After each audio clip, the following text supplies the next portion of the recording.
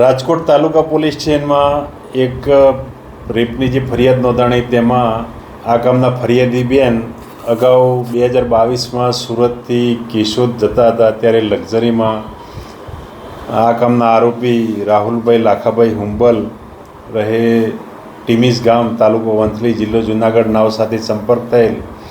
ત્યારબાદ અવારનવાર તેઓને આ ફરિયાદી બેનને સુરત જવાનું હોય યા કેશોદ આવવાનું હોય તો આ ગામના આરોપીનો સંપર્ક થતાં તેઓને લક્ઝરીમાં મુલાકાત થયેલ.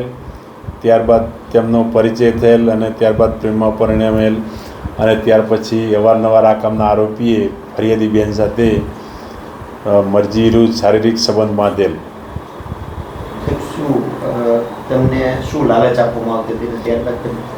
લગ્ન કરવાની લાલચ આપી અને બેન સાથે અવારનવાર શારીરિક સંબંધ બાંધેલ અને ફરિયાદી બેનના પતિ સાથે છૂટાછેડા લેવડાવેલ વગેરે હકીકત છે. આરોપીની ધરપકડ થઈ ગયેલ છે. ગુનાહિત ઇતિહાસ કંઈ નહીં. મારઝૂડ પણ કરવામાં આવી હતી આરોપીની. હા છે, એમાં મારઝૂડની કલમ લગાડેલી જ છે.